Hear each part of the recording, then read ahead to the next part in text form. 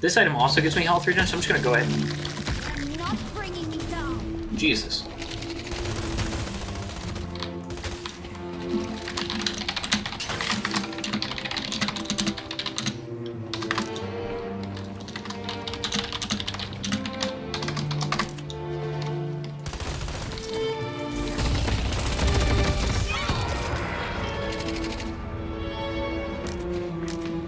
Alright, so the first thing we're trying to do is we're going to play Punching Ivy. To do that, we need 2 points in our stone form, because you can see that gives us extra duration on the stun.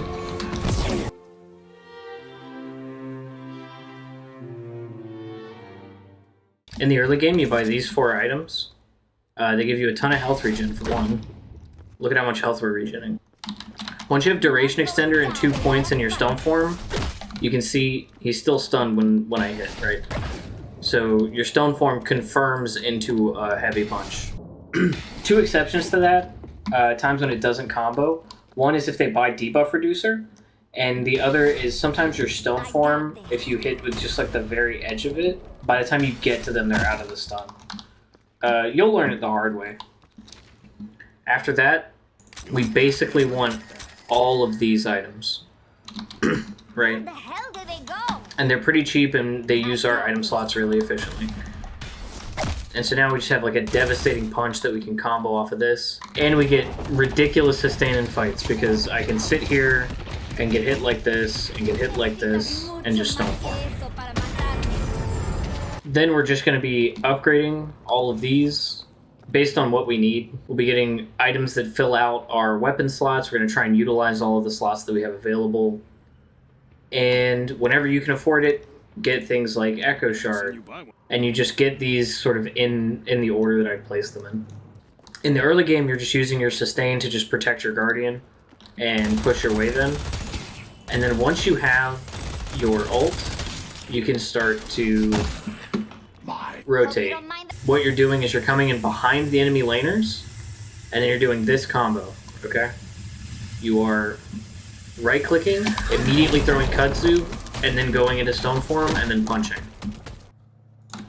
I got this. You can also Thwompwalk. Usually I do this when I'm really low, right? You get really low in a fight, and then you Thwompwalk, and they're all stunned, and you have all your health back. And then in the late game, you're just a team fighting monster. You're trying to frontline, keep people distracted, Let's do that again. and just use your healing and kind of waste people's time. So for your tier 4 items, after you get Echo Shard, next thing is Colossus. This thing, it gives you 600 bonus health, melee damage, weapon damage, and the active is actually incredible, especially when you're like in their team trying to frontline. Boundless Spirit, this item needs no introduction. Read what it does, look at the stats, it's absolutely bonkers. Escalating Exposure, I'll be honest with you, I very rarely actually build this, but it's one of those things that you just have to build because of Kudzu. I don't really want to talk about Escalating Exposure. Shadow Weave is really...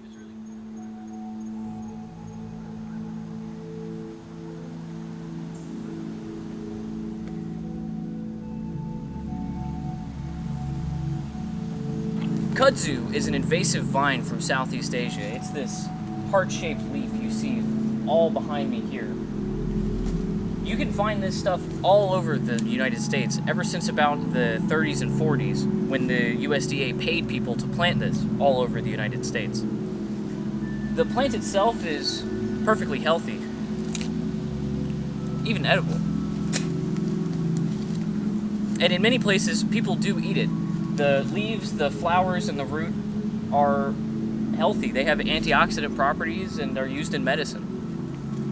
So what is it about this plant that is so hazardous? You see, Kudzu's damage ticks about 4 times a second. This means that to anyone standing in it, escalating exposure is being stacked within milliseconds of its 0.7 second maximum frequency. Each of these stacks will give Ivy 6% Spirit Amp against that person. And this can total up to 120% Spirit Amp at 20 stacks.